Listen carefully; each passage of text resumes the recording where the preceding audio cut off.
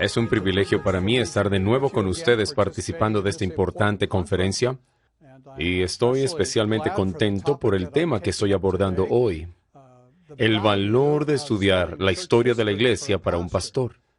He pasado mi vida enseñando historia de la Iglesia, así que debería ser capaz, con cierto entusiasmo, de animarles a estudiar historia de la Iglesia y hacerla parte de su estudio regular. Algunas personas dicen, ¿por qué necesitamos estudiar historia cuando somos el pueblo de la Biblia? No es la historia lo que tiene autoridad sobre nosotros, es la Biblia misma, y entonces debemos usar todo el tiempo y energía estudiando la Biblia porque es la palabra de Dios y solo allí nos habla a nosotros con autoridad. Y ese es un argumento valioso que ciertamente nos ayuda a establecer nuestras prioridades y debe ser siempre estudiar la Biblia. Pero al acercarnos a la Biblia debemos darnos cuenta de nuestros límites. No tenemos tiempo en nuestras vidas finitas para estudiar toda la Biblia tanto como nos gustaría. Y después de todo, venimos a la Biblia como pecadores. Por lo tanto, no vemos todo en la Biblia tan claramente como deberíamos. Y por eso necesitamos ayuda. No podemos hacerlo todo por nuestra cuenta. Y el estudio de la historia de la Iglesia es una de las formas en que podemos recibir ayuda para ir más allá de nuestros propios límites, nuestras propias fallas, nuestra propia fragilidad, y para encontrar ayuda de otros cristianos. En este caso, cristianos que están muertos. Y la mayor parte de lo que estudiamos en la historia de la Iglesia es el trabajo de aquellos que nos precedieron y vivieron antes. Ellos fueron importantes en el esquema de Dios. Se dedicaron muchos de ellos al estudio de la palabra de Dios y podemos aprender mucho de ellos si los estudiamos, aprendiendo de ellos cosas que nos ayudarán en nuestro propio estudio de la Biblia.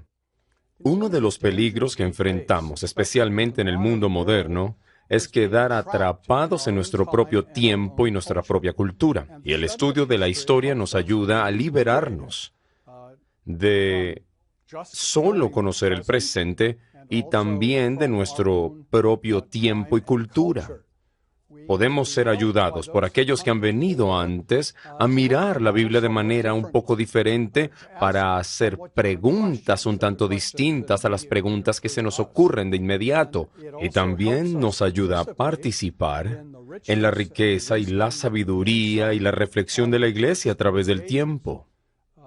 Muchos cristianos fieles nos han precedido y todos esos fieles creyentes se han dedicado no solo al estudio de la Biblia, sino a reconocer las implicaciones del estudio de la palabra, y el fruto de sus labores puede ayudarnos tremendamente en nuestro propio trabajo y ahorrarnos una gran cantidad de tiempo para responder preguntas que la Iglesia ha respondido a fondo, con cuidado y muy deliberadamente, de manera que no necesitamos rehacer todo ese trabajo.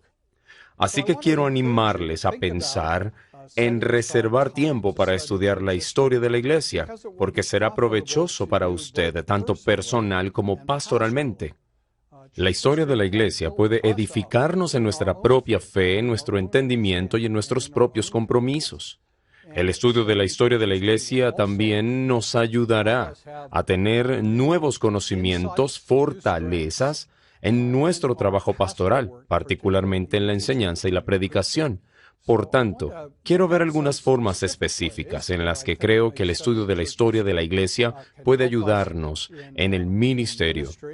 Espero, por tanto, esto pueda animarles a pasar más tiempo estudiando historia de la Iglesia. En primer lugar, creo que el estudio de la historia de la Iglesia en realidad nos hará más bíblicos. Nos llevará a algunas de las grandes obras de estudio bíblico que se han realizado a lo largo de la historia de la Iglesia. Precisamente debido a que valoramos tanto la Biblia, deberíamos estar ansiosos por ver el trabajo que otros han hecho en su estudio de la palabra y en su percepción y conocimiento creciente de la Biblia. Así que, donde quiera que vayamos en la historia de la Iglesia con maestros ortodoxos, se puede encontrar un gran valor, una gran comprensión de la palabra de Dios. Permítanme ofrecer solo un ejemplo que es particularmente valioso para mí. Personalmente, recomiendo mucho los estudios bíblicos y comentarios de Juan Calvino. Juan Calvino es uno de los grandes reformadores del siglo XVI. Era un hombre no solo con una mente muy aguda y perspicaz, sino que además era una persona espléndidamente educada. Tenía un conocimiento muy profundo del griego y hebreo y estudió la Biblia en esos idiomas originales.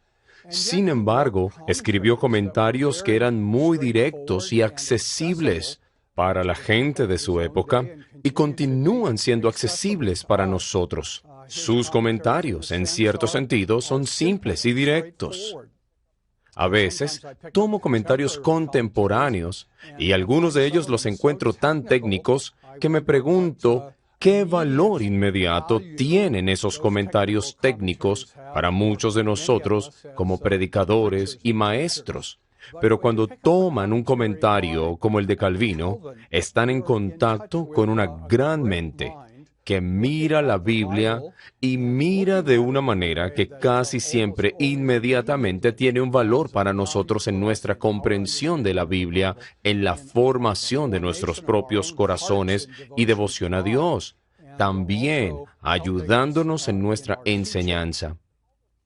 Los comentarios de Calvino son muy esclarecedores en el texto de la palabra de Dios. A veces, leer a Lutero también puede ser tremendamente valioso. Encuentro a Lutero no siempre un comentarista tan cuidadoso sobre el texto en cuestión como lo es Calvino. Pero Lutero tiene una maravillosa percepción espiritual, poderosas percepciones espirituales en la palabra de Dios. Lutero siempre fue un predicador, siempre estaba pensando en la congregación a la que se dirigían sus sermones. Calvino también era un predicador y un excelente predicador. Pero hay una vivacidad en Lutero que es inspiradora y útil. Y así podemos aprender mucho sobre la Biblia y mucho sobre las formas de enseñanza y predicación al estudiar algunos de los grandes estudiantes históricos de la Biblia. Si retrocedemos aún más en la historia de la Iglesia hasta el periodo de la Iglesia antigua, encontramos al gran predicador Juan Crisóstomo. Crisóstomo no era en realidad su apellido, fue un título que se le otorgó. Le llamaban la lengua de oro, y era un predicador tan eficaz que lo llamaban la lengua de oro. Luego se convirtió en el patriarca de Constantinopla en la Iglesia antigua. Fue un gran predicador, un gran estudiante de la palabra, y un hombre de gran perspicacia en la Escritura. Y así tenemos, a lo largo de la historia de la Iglesia, predicadores y maestros notables.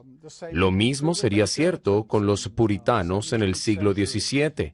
Ellos también eran estudiantes cuidadosos de la Escritura y estudiantes lúcidos que pueden ayudarnos enormemente a mirar la palabra de Dios y a crecer en ella.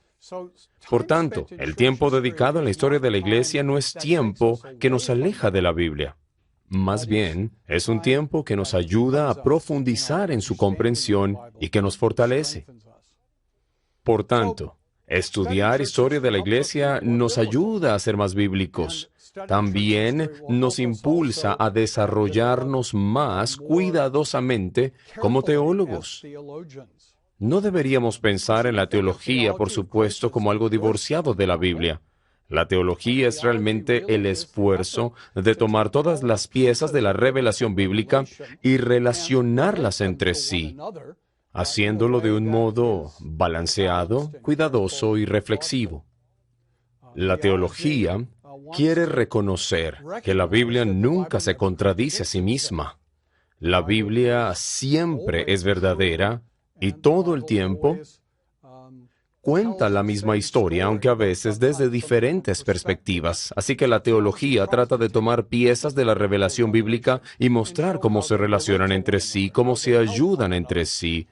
Y a medida que nos familiarizamos con las formas en que los elementos de la Biblia se relacionan entre sí, nos volvemos más equilibrados en nuestra propia teología, por tanto, más efectivos en nuestra enseñanza a nuestra gente. Y una de las formas en que la historia de la Iglesia puede ayudarnos con eso es cuando miramos algunos de los resúmenes de la Biblia que la historia de la Iglesia ha producido. A partir de mi propia tradición, pienso en la Confesión de Fe de Westminster, un gran resumen de aquello que es más fundamental en la enseñanza bíblica. Y eso es cierto para todas las grandes confesiones en la historia de la Iglesia. Las confesiones de ninguna manera están tratando de reemplazar la Biblia, más bien tratan de resumirla. Como me dijo un profesor una vez mientras estaba en el seminario, la Biblia es un libro grande. Por tanto, es una ardua labor conocer la forma en que varias partes de ella se relacionan entre sí, y algunas de las grandes confesiones pueden ayudarnos con eso. Reúnen para nosotros las enseñanzas de la Escritura. Y así como las confesiones pueden hacer eso, los catecismos de la Iglesia también pueden ayudarnos. Nuevamente, de mi propia tradición, el Catecismo de Heidelberg es uno de los grandes catecismos de la Iglesia. Este catecismo está escrito en forma de preguntas y respuestas para ayudarnos a pensar en los temas de la verdad bíblica. Un catecismo puede ser de gran ayuda para enseñar a una congregación y cimentar a una congregación en los elementos fundamentales de la fe. Esto también es un gran recurso histórico para que nosotros lo usemos y sea de fortaleza en nuestro servicio al Señor. La teología también nos ayudará cuando enfrentemos varias enseñanzas falsas que nosotros o nuestra gente nos encontremos. En la historia de la Iglesia, en cada época ha habido serias enseñanzas falsas, traídas en contra de la verdad bíblica. Además, Jesús nos advirtió al respecto en Marcos capítulo 13, cuando dijo que falsos profetas vendrían con señales y milagros para respaldar sus enseñanzas, pero no estarían enseñando la verdad del Evangelio, la verdad bíblica, la verdad como Jesús nos la presentó. Por tanto, la teología puede ayudarnos a responder a estas falsas enseñanzas.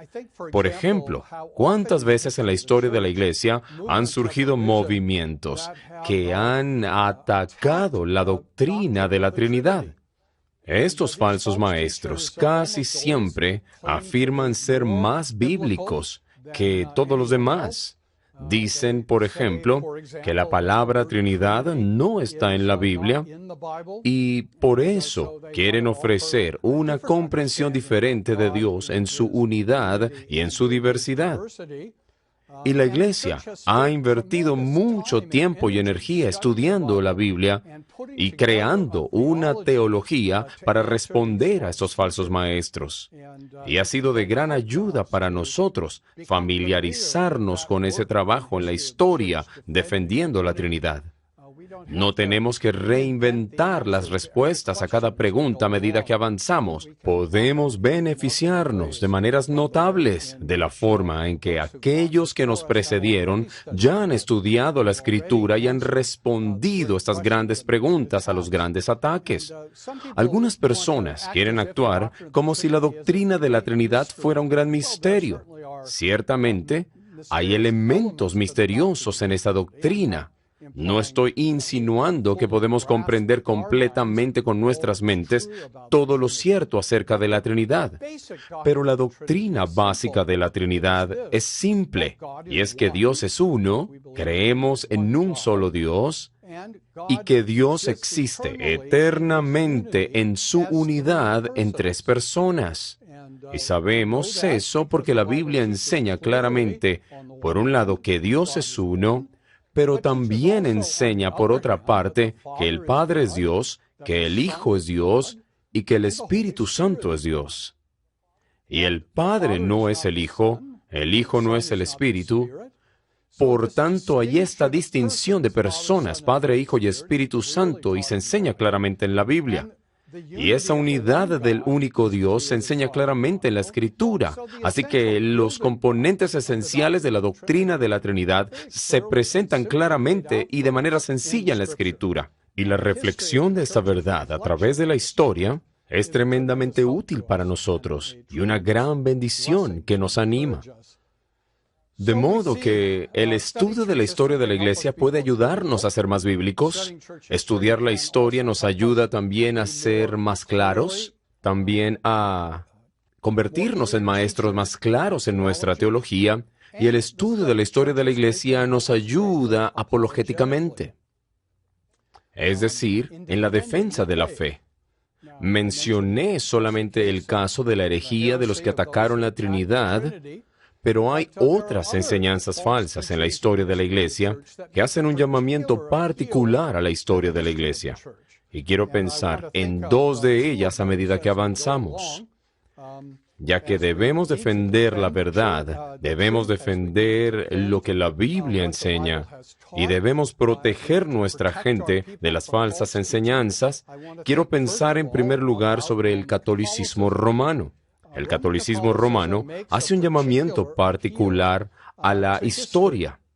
El catolicismo dice muy directamente que ellos creen que la Biblia es su autoridad, pero también creen que la historia complementa la Biblia y tiene su propia autoridad. Roma llama a este complemento tradición. No solo tenemos que aprender la verdad de la Biblia, sino que tenemos que aprender la verdad de la sagrada tradición, dice Roma. Por lo tanto, el catolicismo romano pone un gran énfasis en la importancia de la historia, en su propio desarrollo. Pone un gran énfasis en el hecho de que es una forma muy antigua de cristianismo, y a menudo los apologistas de la Iglesia Católica Romana atacan a los protestantes, acusándolos de innovadores y maestros de enseñanzas recientes. Y ahora viene a mi mente esos momentos en que por televisión los cardenales se reúnen en Roma para elegir un nuevo papa. Por lo general, hay algún sacerdote comentando y ese sacerdote dice: lo que estamos viendo ahora ha sucedido durante 2000 años. De este modo, Roma hace ese gran énfasis en la historia de la Iglesia. Pero esa afirmación no es cierta.